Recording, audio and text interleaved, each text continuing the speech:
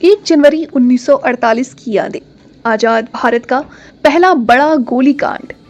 अनगिनत आदिवासियों की हुई थी मौत। करीब 35,000 आदिवासियों पर तत्कालीन उड़ीसा सरकार ने चलवाई थी अंधाधुंध गोलियां।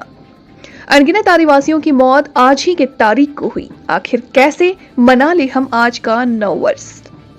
दिनांक 1 जनवरी 1948 समय दोपहर 2 बजे सभा शुरू होने के पहले आदिवासी नेता खरसावां के राजमहल पहुंचे और उनसे बातचीत हुई। राजा ने खरसावां को उड़ीसा में शामिल करने की इजाजत दे दी थी, लेकिन आखिरी सेटलमेंट अभी लंबित था।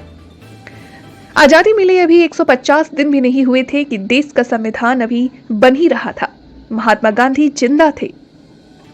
देसी रियासतें और राजघराने अभी भी भारत के एकता के रास्ते के रोड़े बने हुए थे। हिंदुस्तान पहली बार आजाद हुआ में नए साल का जश्न मना रहा था।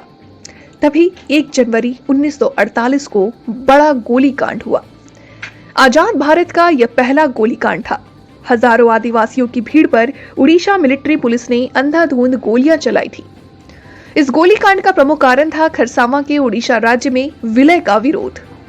अनुज सिन्हा बताते हैं कि आदिवासी और झारखंड तब बिहार में रहने वाले समूह भी इस विलय के विरोध में थे, मगर केंद्र के दबाव में सरायकेला के साथ ही खरसावां रियासत का भी उड़ीसा में विलय का समझौता हो चुका था। देखिए पूरी खबर सीआईडी न्यूज के लिए कुंवर खेमचंद प्रजापति की विशेष रिपोर्ट में। 1 जनवरी 1948 को यह समझौता लागू होना था। तब मरांग गोमके के नाम से जाने वाले आदिवासियों के सबसे बड़े नेताओं में से एक और ओलंपिक हॉकी टीम के पूर्व कप्तान जयपाल सिंह मुंडा ने इसका विरोध करते हुए आदिवासियों से खरसावां पहुंचकर विलय का विरोध करने का आह्वान किया था। इसी आह्वान पर वहां दूर दराज इलाकों से लेकर आसपास के इलाकों के हजारों आदिवासियों की भीड़ अपने पारंपरिक हथियारों के साथ इकट्ठा हुई थी, जिन पर तत्कालीन सरकार ने गोलियां चलवा दी। अनगिनत आदिवासियों की मौत का वो कांड आज भी लोगों के जहन में है।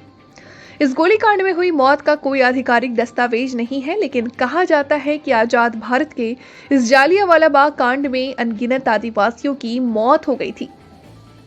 बड़ी संख्या में लोग बुरी तरह जख्मी हुए थे। कई लोगों का अब तक अता पता भी नहीं है।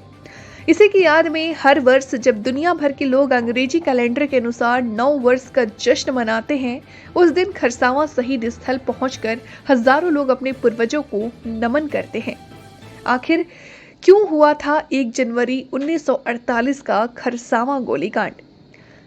सरायकेला के राजा आदित्य प्रसाद देव उड़ीसा में शामिल होना चाहते थे, लेकिन भाषाई और सांस्कृतिक तौर से आदिवासी किसी कीमत पर उड़िया भाषियों के साथ मिलने को तैयार नहीं थे।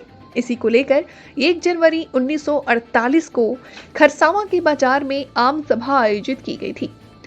सभा की इजाजत ली गई थी और गैर अनापत्ति पत्र भी नई स्थापित उड़ीसा प्रशासन से लिया गया था। सब कुछ व्यवस्थित चल रहा था। सभा को चाईबासा, जमशेदपुर, मयूरभंज, ओआंगपुर और रांची के विभिन्न हिस्सों से लोग पहुंचे थे।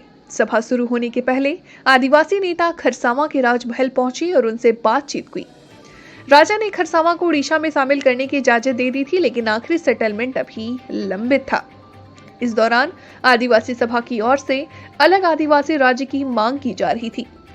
1 जनवरी 1948 को दोपहर 2 बजे आदिवासी नेता महल से लौटे और सभा स्थल पहुंचकर भाषण दिया। शाम 4 बजे सभा में मौजूद करीब 35,000 लोगों को अपने घरों में लौटने के लिए कहा गया, लेकिन आधे घंटे बाद घर लौटे आदिवासियों पर उड़ीसा प्रशासन ने मशीन गन से गोलियों की बौछार कर दी। करीब आधे घंटे तक फायरिंग चलती रही। सभा में आए महिला, पुरुष और बच्चों की पीठ गोलियों से छलनी हो गई। यहां तक कि गाय और बारियों को भी गोलियां लगी। आपको बता दें कि खरसावां बाजार खून से लाल हो गया। इस सभा में जयपाल सिंह मुंडा को भी हिस्सा लेना था, लेकिन अंतिम क्षणों में उनका कार्यक्रम स्थगित हो गई। बाद में आदिवासी नेता जयपाल सिंह मुंडा ने 11 जनवरी 1948 को खरसावां में भी एक सभा की और इस नरसंहार को आजाद भारत का जालियांवाला बाग करार कर दिया गया। लाशों को दफन किया गया, जंगली जानवरों के लिए फेंका गया, नदियों में बहाया गया। कहा जाता है कि इस गोलीकांड के बाद नृशंसता की सारी हदें पार करते हुए शाम ढलते ही लाशों को ठिकाने लगाना शुरू कर दिया गया।